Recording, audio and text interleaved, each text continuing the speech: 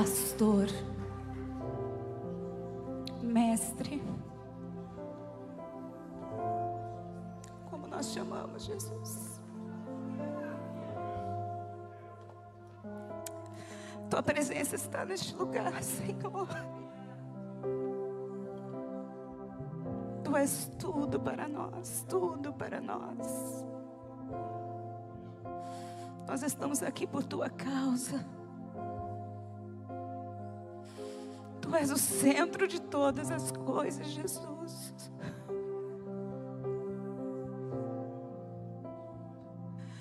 Toma o teu lugar nesta manhã, no nosso meio.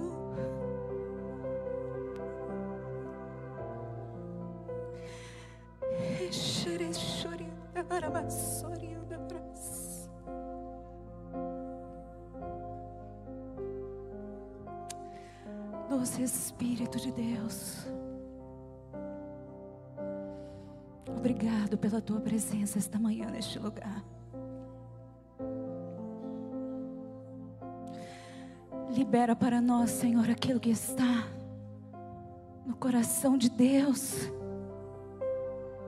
Do Espírito Santo que perscruta o coração de Deus, que sonda e que traz as revelações mais profundas do Pai para nós. Esta manhã se move neste lugar.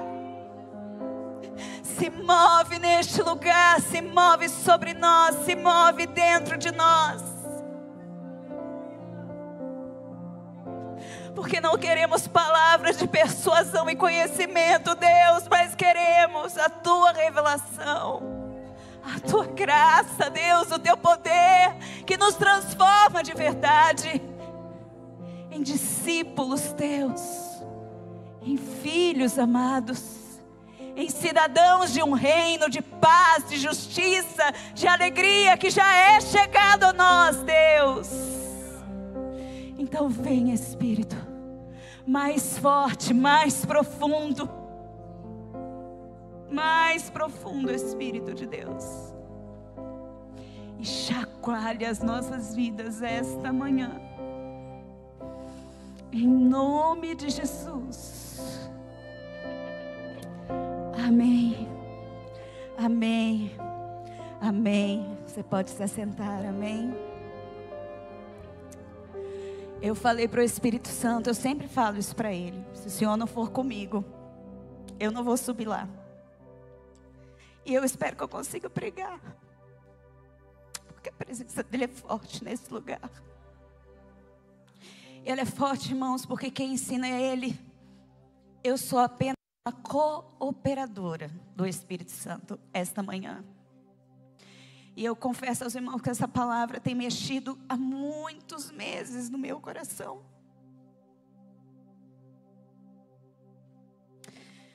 E eu sei que o Senhor vai liberar algo diferente esta manhã, porque nós precisamos entender a profundidade das coisas de Deus na nossa vida.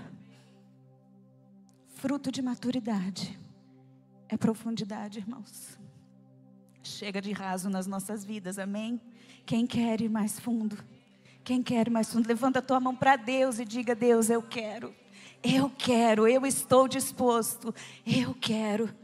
Esse fundo, irmãos, é sem pé no chão, é se deixar levar pelo rio de Deus, nas profundezas do coração dele, amém? E hoje pela manhã, nós vamos falar sobre unidade.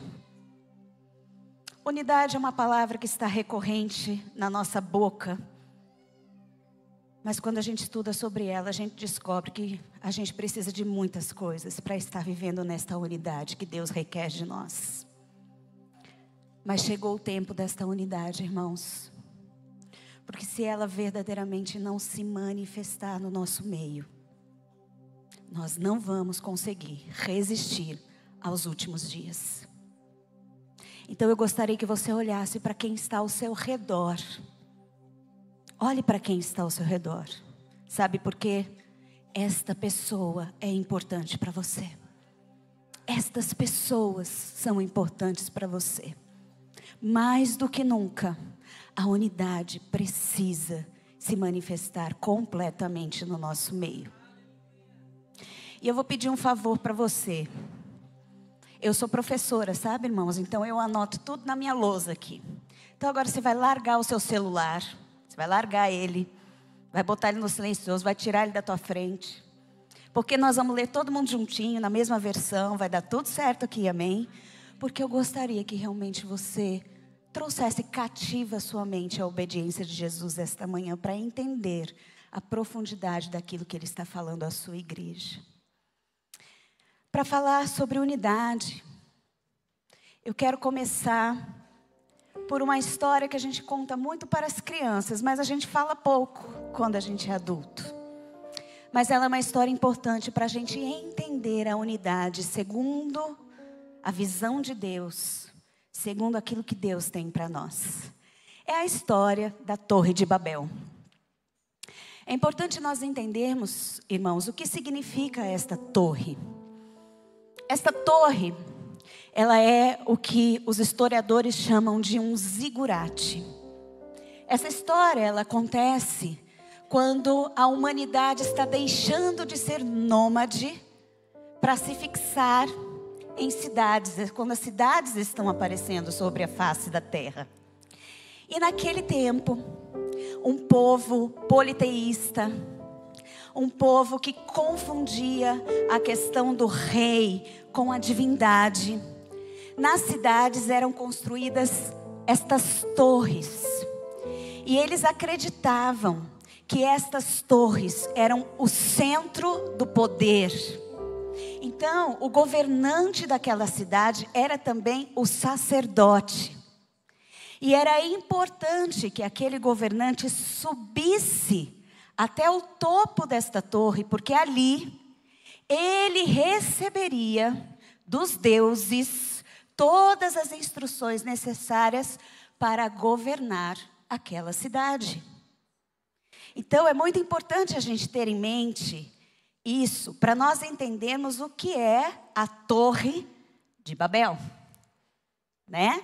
Então, lá em Gênesis 11, nós vamos ver essa história. E ela traz coisas interessantes para que a gente pense.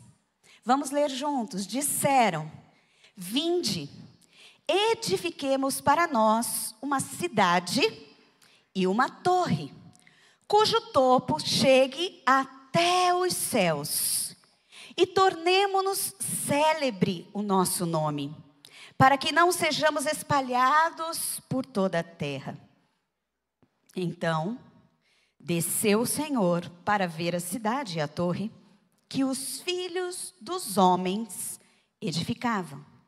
E o Senhor disse, preste atenção, quando Deus olhou o que eles estavam fazendo, o que eles intentavam, porque eles queriam uma torre até o céu para que eles não fossem espalhados pela terra. Deus olhou e disse, eis que o povo é, e todos têm a mesma linguagem. Quando Deus olhou isso, quando Deus olhou esta unidade, são um, falam a mesma língua. Ele disse, Deus disse, isto é apenas o começo. Agora, não haverá restrição para tudo o que intentam fazer. Ou seja, Deus olhou e disse, a unidade deste povo está quebrando todos os limites. E eles vão conseguir o que eles querem. Então Deus interfere e disse, vinde, desçamos e confundamos ali a sua linguagem, para que um não entenda a linguagem do outro. Que história forte! Porque essa história nos mostra que, humanamente falando, a unidade tem poder atômico. E é por isso que o inimigo luta com unhas e dentes para acabar com a unidade. Deus precisou acabar com a unidade. Por quê? Porque o intento deles não era bom. Deus sabia disso. Sabia que já tinha uma maldade espalhada sobre a terra e que se eles conseguissem chegar aonde eles queriam, em termos de poderio, em termos do que eles podiam fazer sobre a terra, a maldade estaria definitivamente estabelecida. Então o que Deus faz? Ele confunde a língua, a fala. Eu falo A, você entende B. E se a gente não se entender, o que vai acontecer? A unidade é destruída. Deus precisou fazer isso. E eu queria trazer agora um outro texto. Isso nós estamos vendo o que a unidade faz só humanamente falando. Quando a gente verdadeiramente se une para fazer alguma coisa. Agora eu queria trazer um outro texto para a gente meditar. Que é um texto muito conhecido, o texto do Salmo 133. E vamos ler ele juntos, irmãos? Oh, como é bom e agradável viverem unidos os irmãos. É como um óleo precioso sobre a cabeça, o qual desce para a barba de Arão, e desce para a gola de suas vestes. É como o orvalho do Hermon, que desce sobre os montes de Sião. Ali ordena o Senhor a sua bênção e a vida para sempre. Então, espiritualmente falando, a unidade também é atômica. Ela é muito poderosa. Queridos, a unidade, ela é intrínseca ao reino de Deus. O reino de Deus, uma das substâncias do reino de Deus é a unidade. Ele é um reino que não suporta desunião. Por isso que nós que somos do reino, precisamos entender que unidade não pode ser uma palavrinha, não pode ser um slogan, não pode ser uma canção, ela tem que ser uma realidade nas nossas vidas. E nós vamos ver a profundidade disso. Aqui, no Salmo 133, nós vemos 3 coisas lindas que a unidade traz. A primeira delas, a unção. É um óleo que escorre da cabeça até a planta dos pés. Unção. A unção diz respeito a poder e a autoridade. Por que não vemos muitas coisas acontecendo no nosso meio cristão? Porque muitas delas precisam de poder e autoridade. Mas poder e autoridade, queridos, não escorre individualmente. Não escorre individualmente. As coisas de Deus não escorrem de forma individual. Elas escorrem na unidade. Por isso, o inimigo luta com unhas e dentes para destruir a unidade. E hoje nós estamos denunciando este inimigo, em nome de Jesus. Além deste poder e dessa autoridade, diz que ele é como o orvalho que escorre do monte Hermon. Esse é o maior monte que existe em Israel. E ele é tão alto que mesmo em meio a uma região árida, o topo dele está sempre cheio de gelo e de neve, porque é muito frio lá em cima. E isso, gente, é coisa de Deus, maravilhosa. Por quê? Porque quando fica um pouquinho mais de calor, isso vai escorrendo. E esse degelo que vai acontecendo, vão surgindo fontes de águas. Essa água vai descendo, vai descendo, vai descendo. E ela vai desembocar lá no Rio Jordão. E o Rio Jordão, ele cruza toda aquela terra árida de Israel e é o responsável pela fertilização e por trazer vida. Que profundo e que vida, gente. Se vocês forem para Israel, vocês não acreditam que vocês estão no meio do deserto.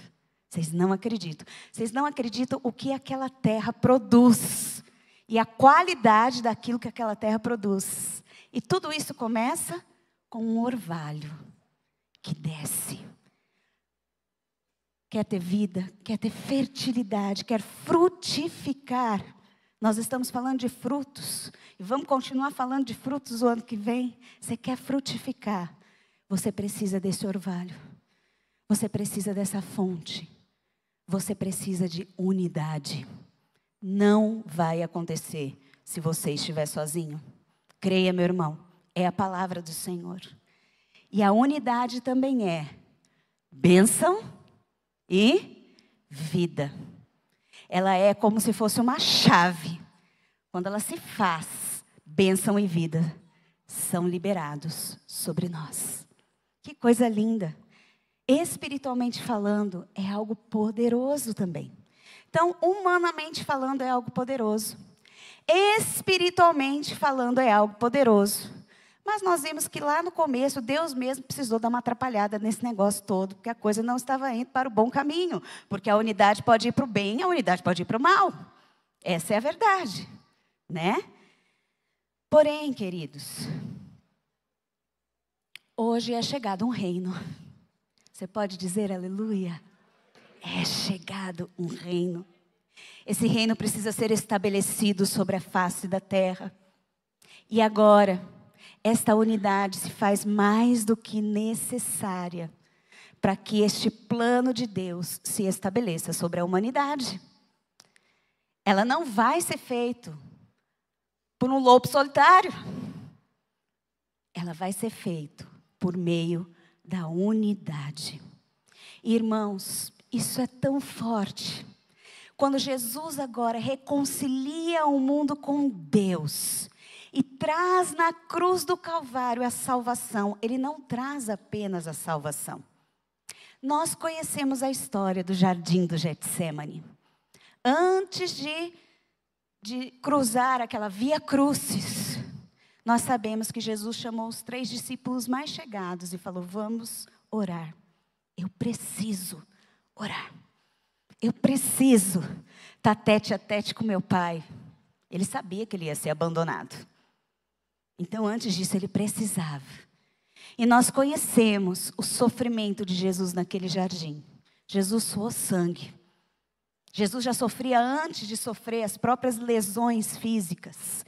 Ele sofria profundamente na sua alma.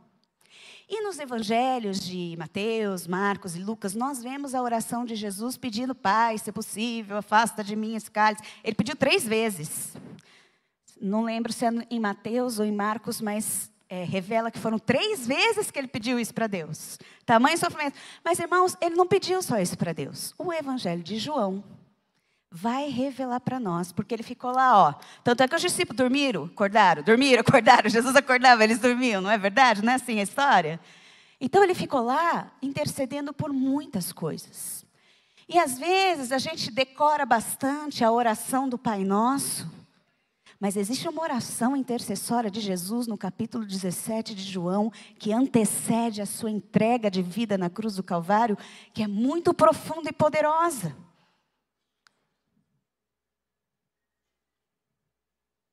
E por incrível que pareça, o que ele pede naquela oração é pela unidade. Vamos ler juntos essa oração? Leia com bastante atenção comigo. Não rogo pelo mundo. Então agora não é uma intercessão por toda criatura sobre a face da terra. Não. Eu estou rogando por aqueles que me deste, porque são teus. Ele está rogando, olha, veja aqui, não rogo somente por esses que estou vendo aqui, que estão até dormindo ali, ó, mas tudo bem, estou rogando por eles. Mas também por aqueles que vierem a crer em mim por intermédio da sua palavra. Então ele está intercedendo por quem? Diga assim, por mim. Antes de morrer, Jesus intercedeu por você. Por você, né, coral? Foi por mim e por você, especificamente, está muito claro aqui na oração dele. E o que ele pediu? Como que a gente pode muitas vezes ignorar o que o próprio Jesus pediu para mim e para você antes de subir na cruz? Nós não podemos, irmãos. Porque se ele intercedeu, ele mesmo abriu a sua boca e intercedeu, é porque isso é uma condição que não pode faltar para nós. Então o que ele fala? A fim de que todos sejam, e como és tu, ó Pai, em mim e eu em ti, também sejam eles em nós. Tem um objetivo para sermos um. Para que o mundo creia que tu me enviaste. Eu lhes tenho transmitido, presta atenção, eu, Jesus, estou transmitindo para esses que o Senhor me deu, a glória que me tens dado. O que Jesus deseja é que você receba a glória.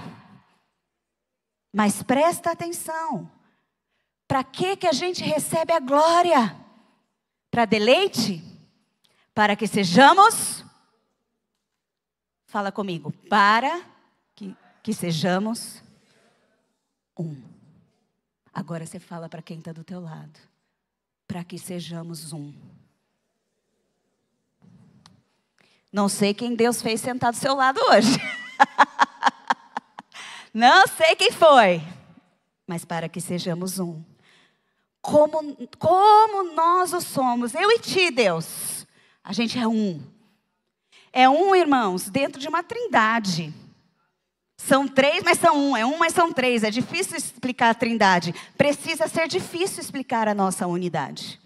Tamanho é a junção e a força.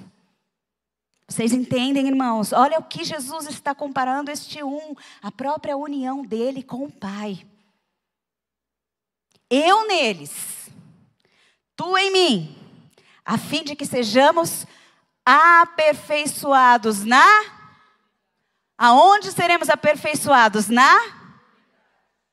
Para que o mundo conheça que tu me enviaste e o amaste, como também amaste a mim. Que oração!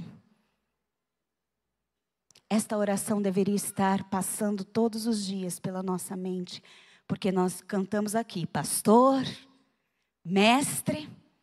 Se ele é mestre e nós somos discípulos, nós precisamos ter muito claro o que temos que fazer aqui nesta terra. É preciso que nós entendamos, irmãos, profundamente esta manhã, o que é a unidade de Deus. E o que ela pode fazer em nós e através de nós. Não tem, escute bem, não tem como o mundo conhecer a Cristo verdadeiramente. Se nós permanecermos, eu vou usar um termo bíblico agora, devorando uns aos outros. Porque o que a gente fala tão alto, que o mundo não escuta o que a gente fala. Quantos aqui, eu tenho certeza que todos aqui já escutaram, alguém que recebeu o Evangelho de Jesus nos ouvidos e disse, eu não quero viver da forma como vocês vivem dentro da igreja. Porque vocês falam de amor, mas vocês não vivem amor. Quem já escutou?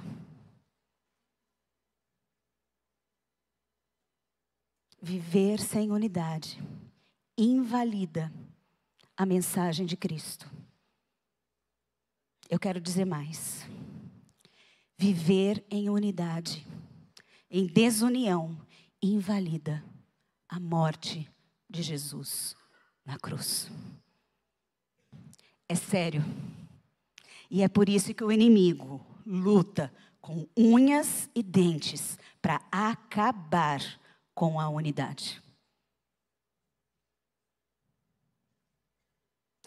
Só o Espírito Santo pode pregar essa mensagem, irmãos, eu não posso. Porque ela é profundamente para mim também. Ela mexeu comigo. Profundamente, irmãos. Profundamente.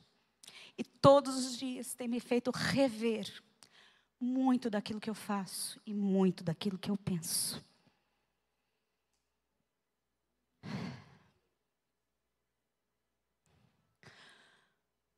Isto é o meu corpo, que é partido por vós. Eu e você sabemos o que foi o partir do corpo de Jesus naquele momento da cruz. Mas agora é tempo deste corpo se refazer. E ele se refaz através de mim e de você. Porque nós até cantamos hoje, né, Anderson? Somos o corpo de Cristo. Que figura forte que o Senhor revelou a Paulo, que nós somos como igreja. O corpo de Cristo, muitas vezes está sendo partido novamente. Irmãos, isso é caminhar contra a obra de Jesus na cruz.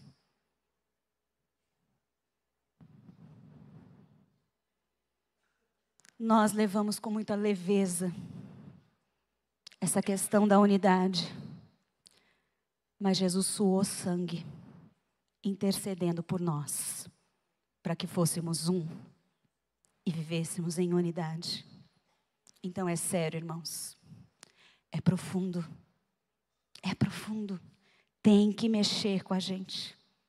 Tem que nos confrontar.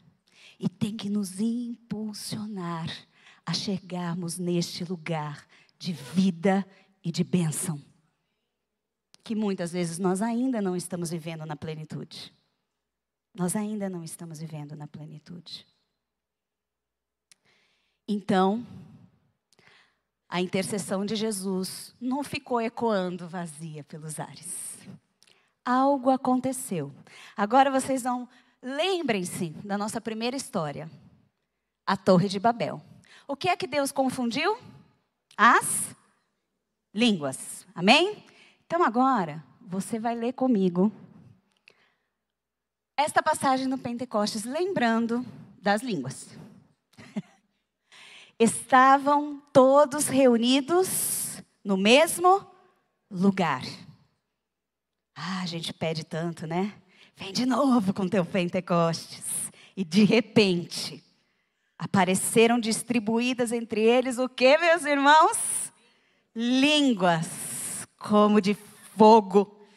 E pousou uma sobre cada um deles e todos ficaram cheios do Espírito Santo e passaram a falar em outras línguas, segundo o Espírito lhe concedia que falassem. E como ouvimos falar cada um em nossa própria língua materna, de repente ali, não havia mais um falando A e outro entendendo B. De repente ali, não é à toa que o fogo desceu em forma de línguas. Porque aquilo que Deus precisou fazer em Gênesis, agora Ele vem e restaura em Atos para a igreja do Senhor Jesus. Não há como viver em unidade se não falarmos a mesma língua. E ela já veio para a igreja. Esta unidade, ela vem feita pelo Espírito Santo. E ela paira agora sobre o corpo de Cristo, a igreja do Senhor Jesus. E nós precisamos entender, irmãos, porque há uma mentalidade em nós, de que nós construímos a unidade. Mas não é isso que a palavra do Senhor nos ensina. A palavra do Senhor nos ensina, em Efésios 4, de 1 a 3, rogo-vos que andeis de modo digno da vocação que foste chamados. E uma da nossa vocação é andar em unidade. Ande de modo digno, com toda humildade e mansidão, com longanimidade, suportando-vos uns aos outros em amor. E preste atenção agora à revelação da palavra, esforçando-nos diligentemente. Coloca tudo que você tem por preservar a unidade de quem, meus irmãos? De quem, meus irmãos? No vínculo da paz. Deixa eu dizer uma coisa, se alguém me manda fazer alguma coisa, e é um esforço, e eu não consigo, não consegui. É uma coisa. Agora, se alguém me entrega algo pronto, e diz, Cris, aqui está, você cuida e mantém. Mudou a figura? Mudou a figura, irmãos? Se eu deixar cair e quebrar, não parece que a minha responsabilidade é maior do que eu ter que fazer aquilo? É ou não é? Vocês conseguem sentir esta responsabilidade maior? Porque eu não estou fazendo. Eu estou cuidando. Eu estou velando. Eu estou mantendo. É diferente. Irmãos, e não é qualquer coisa que botou na minha mão. Botou algo que o próprio Espírito Santo fez. Eu preciso cuidar com tudo que eu tenho. Tudo o que eu tenho. Porque a obra foi do Espírito Santo. E quando Deus me fez enxergar isso nesse versículo, eu falei, Deus, quem sou eu para tocar na obra do Espírito Santo? Irmãos, é diferente. Hoje o Espírito Santo diz para a Igreja Batista Ágape, eu já dei a unidade. Se é Ele que faz, não tem erro. Ela está pairando sobre nós. Irmãos, aqui é a notícia. Se não estamos vivendo, é porque ao invés de sermos cooperadores do Espírito, nós estamos nos levantando contra a obra dele.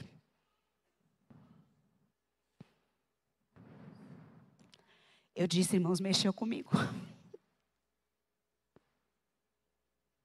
Porque a gente faz isso com tanta facilidade. Com tanta facilidade. A gente se devora uns aos outros mais do que a gente gostaria. A gente devia estar com indigestão.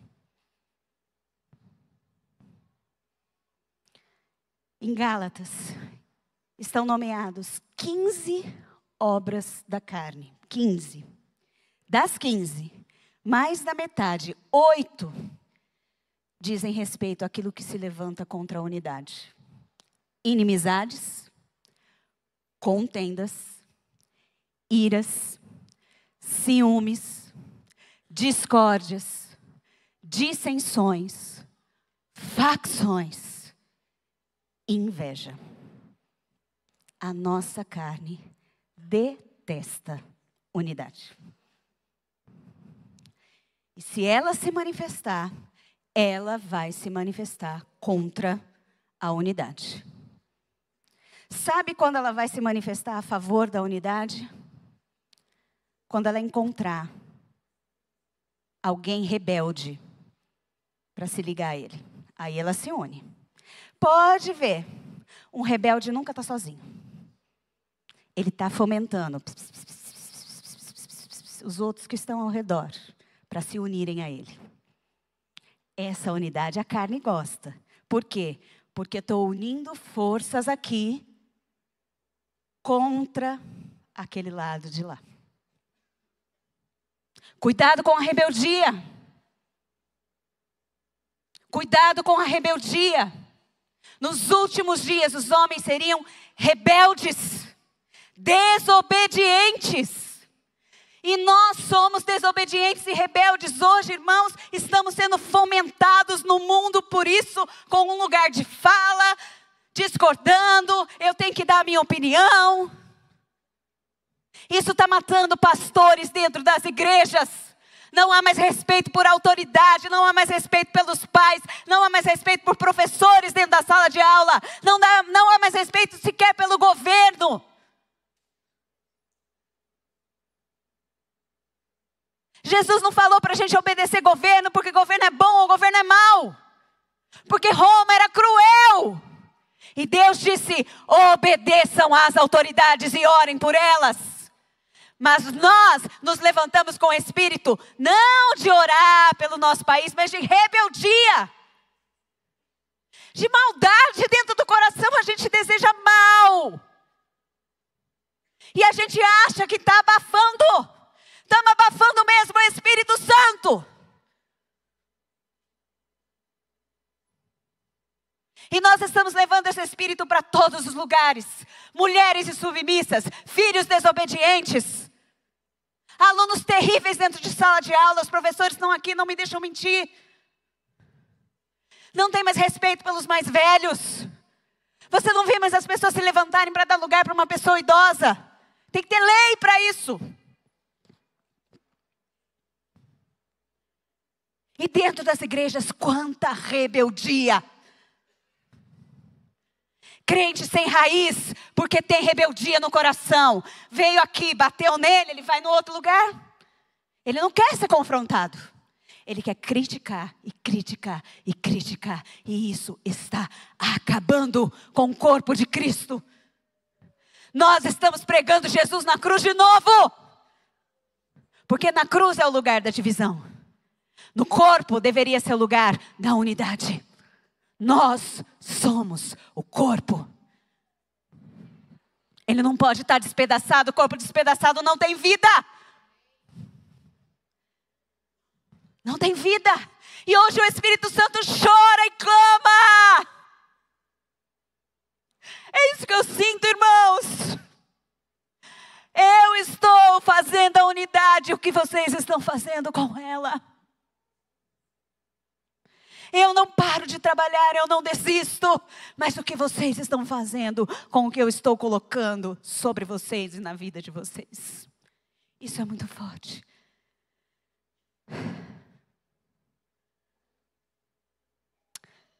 O que é unidade para Deus?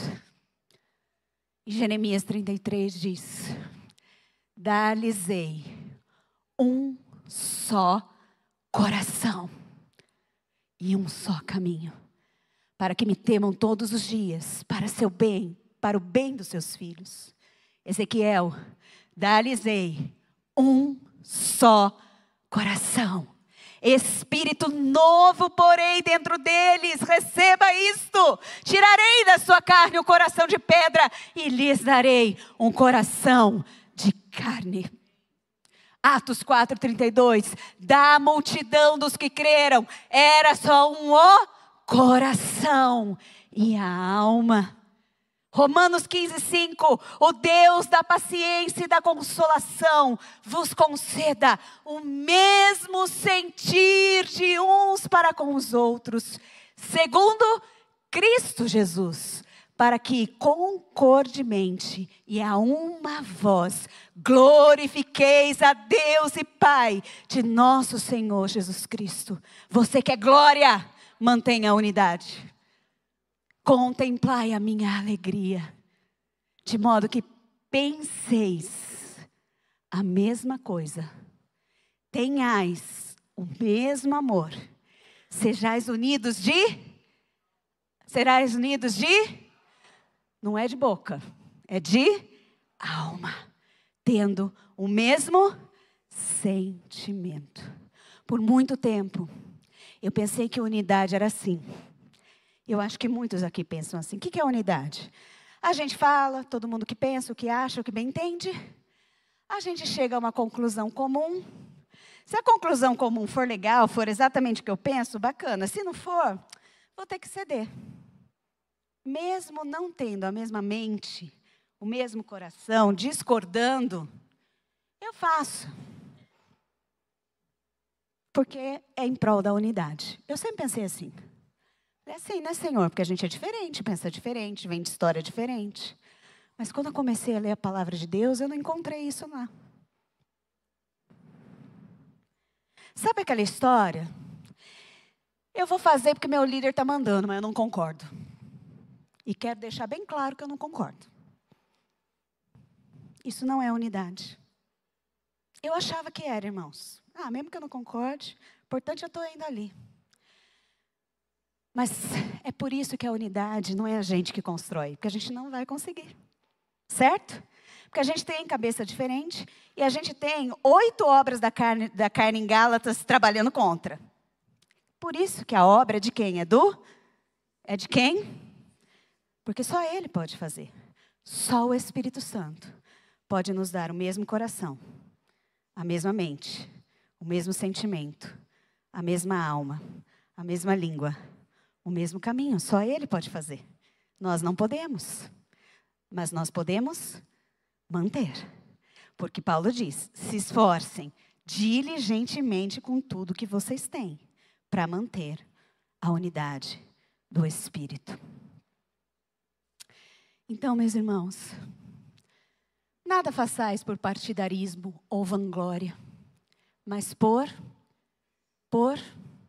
eu quero que vocês leiam essa palavra bem alto, diga por quê? Por considerando cada um os outros superiores a si mesmo. Não tenha cada um em vista o que propriamente seu, senão também cada qual o que é dos outros. Filipenses 3:4. Presta atenção, irmãos. Eu perguntei para Jesus, falei, Jesus, é difícil esse negócio da unidade. Por isso que a gente não vive. Você achou difícil?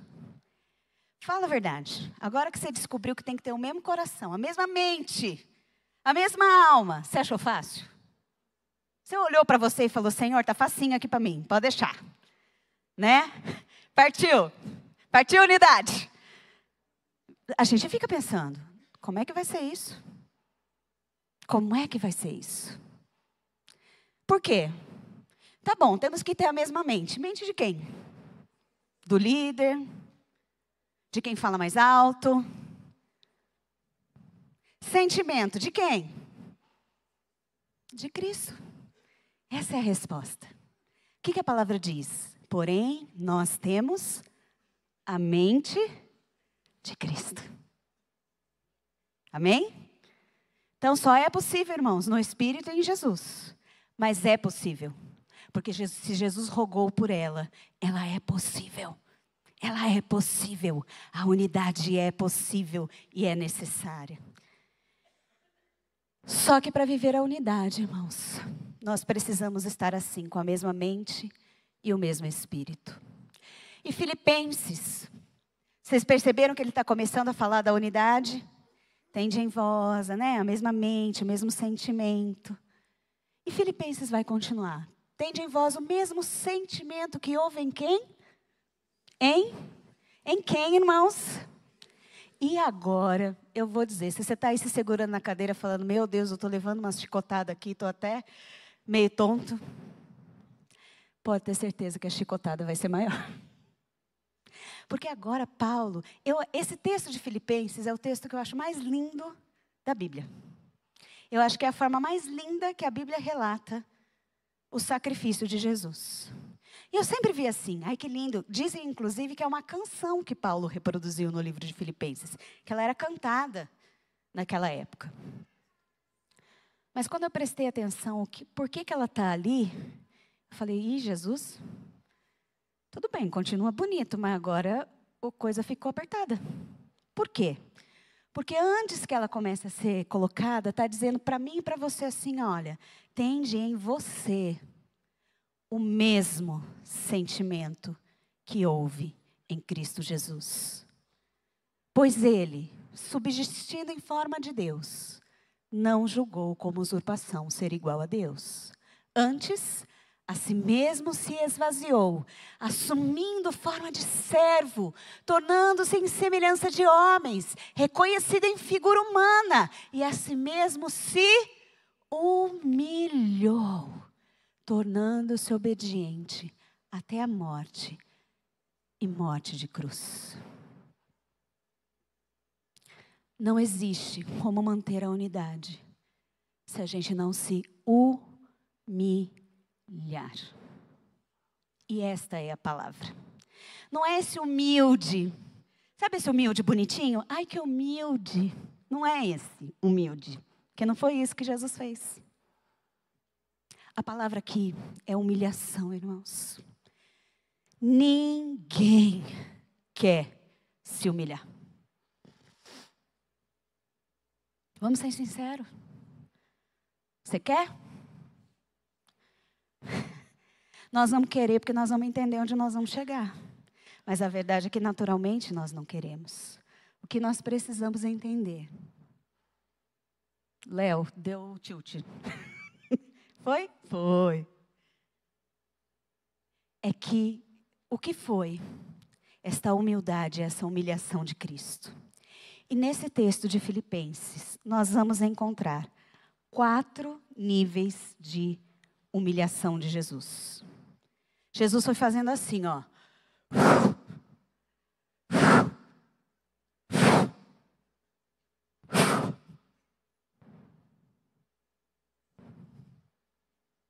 Ele saiu de Deus para ser o pior dos piores sobre a face da terra. Tende em vós, tende em mim, o mesmo sentimento que houve em Cristo Jesus.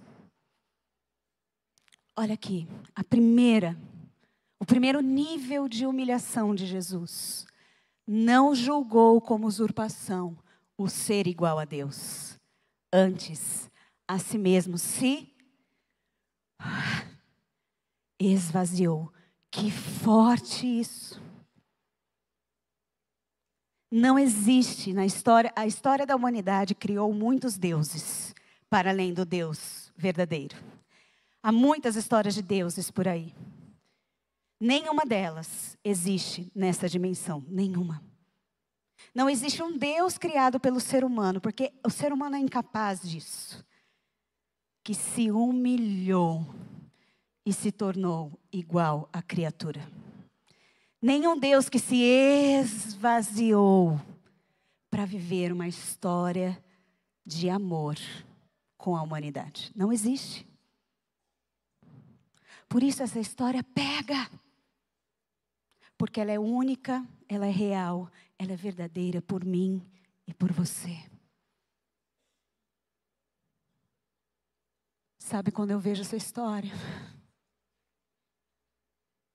Eu canto diferente. Maravilhoso, admirável, admirável, admirável o que Jesus fez por mim e por você. Ele abriu mão de todas as prerrogativas e privilégios que ele tinha como Deus, todas. E ele veio para nós. Ele não deixou de ser Deus por causa disso, ele abriu mão de direitos. Mas a gente sabe que Jesus veio 100% Deus, 100% homem. Só que ele veio sem essas prerrogativas. Por isso que Jesus orava tanto. Por isso que Jesus se submetia ao Espírito Santo que pousou sobre ele naquele dia do batismo. Porque ele deixou de lado muitas prerrogativas. Até mesmo ser servido por anjos, e Satanás tentou ele nisso. Ah, Jesus, os anjos te seguram. Na cruz, vai, pede, seja servido pelos anjos. Eu abri mão disso, por amor da humanidade. Foi o primeiro ato de humilhação de Jesus. Abrir mão do que nós somos e do que nós temos, irmãos. É difícil. A gente quer os nossos direitos e as nossas prerrogativas. Mas temos que ter em nós o mesmo sentimento que houve em Cristo Jesus. Mas ele não abrir mão já foi difícil. Mas não simplesmente ele fez isso. Ele fez um segundo nível agora de humilhação. Ele tornou-se em semelhança de homem. Ele não veio um ser reluzente sobre a terra. Ele veio igual a mim, a você. Ele nasceu de uma mulher, ele foi bebê, ele foi amamentado, teve que limpar Jesus, né? A mãe teve que trocar fralda. Ele teve que passar por tudo que a gente passa como um ser humano. Ele deixou de viver como criador, porque ele estava lá na criação. E a Bíblia diz que tudo foi criado nele, por ele, para ele. Ele se esvaziou de tudo isso, ele se fez igual a mim e a você, para viver todas as limitações de um ser criado. E fez-se 100% homem. Passou por tudo que a gente passou. Amém? Para um Deus, isso é uma humilhação muito grande. E a Bíblia diz uma coisa: ele fez porque ele quis. Ele se entregou nessa dimensão. Ele deixou a soberania para viver a submissão. Então ele deixou de mandar em tudo para se submeter a uma missão que Deus havia dado a ele. O Deus Pai havia dado a ele. Na verdade vos digo que o Filho por si mesmo nada pode fazer, senão o que vir o Pai fazer. Porque tudo quanto ele faz, o Filho faz igualmente. Ele veio submisso, espelhando totalmente o Pai. Porque eu não tenho falado de mim mesmo, mas o Pai que me enviou, Ele me deu um mandamento sobre o que hei de dizer. Veja a submissão total e a obediência de Cristo. E sobre o que eu hei de falar. E bem sei que o seu mandamento é a vida eterna. Assim sendo, o que eu falo, como o Pai me disse, assim eu falo. Dizendo: Pai, se queres, passa de mim esse cálice. Todavia, não se faça a minha vontade, mas a tua vontade. Submissão total. Eu anulo a minha vontade para viver a vontade de Deus. Para Jesus, que era Deus, é uma humilhação, irmãos. É uma humilhação. E quantas vezes a gente não sente que a obediência e a submissão é uma humilhação? É ou não é? Se fosse fácil obedecer, a gente fazia o tempo todo. Mas não é, irmãos. Mexe com o nosso ego. Mexe com a nossa carne. Mexe com o nosso eu. Mas estamos dispostos a ter em nós o mesmo sentimento de Cristo? Terceiro ato de humilhação. Assumiu não apenas a forma de homem, porque ele poderia ter vindo como um rei, como um imperador. Mas ele veio na forma mais baixa de uma sociedade, na forma de servo. Como Deus, ele era servido, mas como homem, ele veio servir. Bem como o Filho do Homem não veio para ser servido, mas para servir e para dar a sua vida em resgate de muitos. Ele não veio na condição de superstar, ele não veio nessa condição, ele veio na condição de servo, humilde. Deus o fez nascer e morar em regiões pobres de Israel. Pode vir alguma coisa boa de Nazaré? Né? Talvez se viesse nos nossos dias, viria no meio de uma favela. E a gente diria: mas pode vir alguma coisa boa dessa favelinha? Porque ele veio humilhado, irmãos. Eu não sei se você sente isso no coração, mas quando eu vejo o que Jesus fez por nós e o que ele passou, tem como não amar Jesus? Tem como não amar? Mas o mais impressionante é que ele faz um pedido difícil para mim e para você. Tem em você o mesmo sentimento. O quarto nível de humilhação, a si mesmo se humilhou, tornando-se obediente até a morte, e morte de cruz. Para os judeus, queridos, era uma morte maldita. Era a pior morte que um judeu poderia sofrer. Era uma morte de cruz. Ela era humilhante. Por quê? Olha só o que diz Deuteronômio 21, 22, 23. Desde lá do tempo dos mandamentos. Se alguém houver pecado, passível da pena de morte, e tiver sido morto, e o pendurares num madeiro, o seu cadáver não permanecerá no madeiro durante a noite, mas certamente o enterrarás no mesmo dia.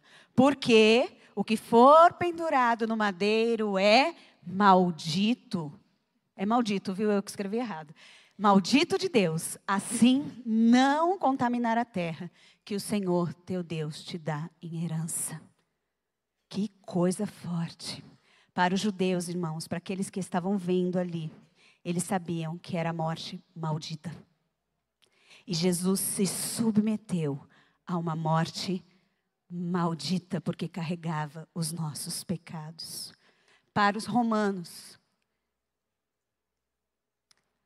meio de execução mais cruel, degradante e indigno que alguém poderia sofrer era uma morte de cruz.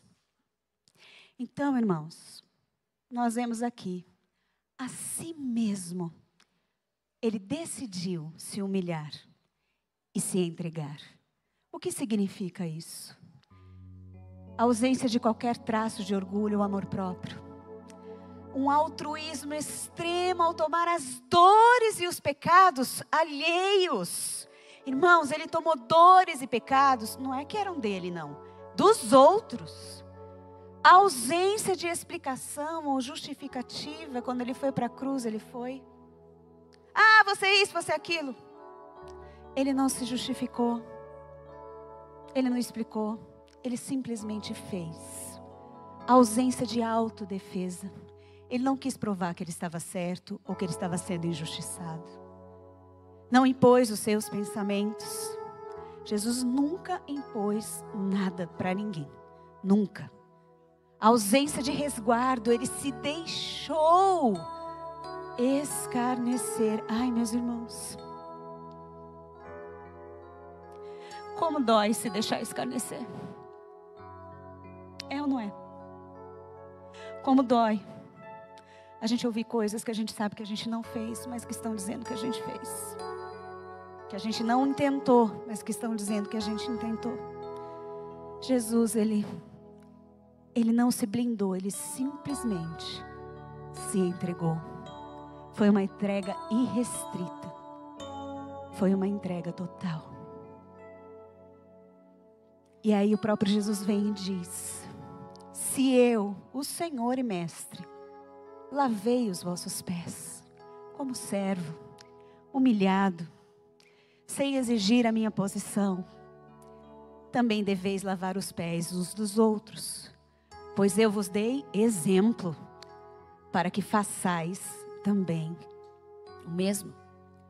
Nisto conhecemos o amor. Cristo deu naquele nível a vida dele por nós. E devemos dar a nossa vida pelos irmãos.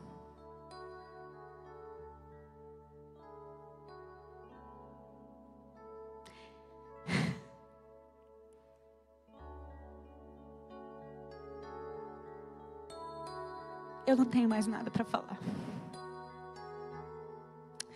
Porque eu tenho que aprender.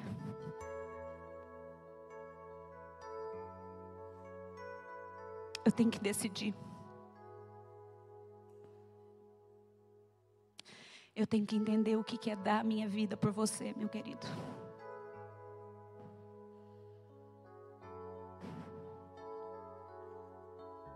Jesus me perguntou: você está disposta a dar a tua reputação por causa dos outros? Ou você vai se defender? Você está disposto a se deixar escarnecer? Simplesmente porque você está se dando?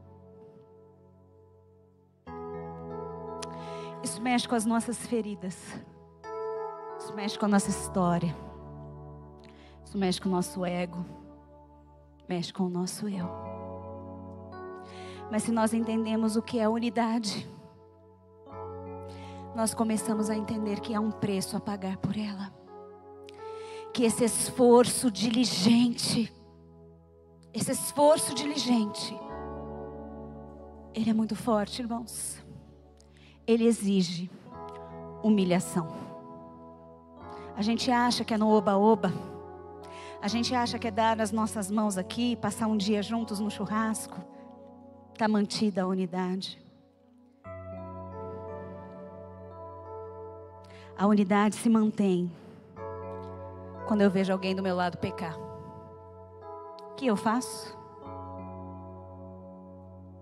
Eu piso ou eu levanto?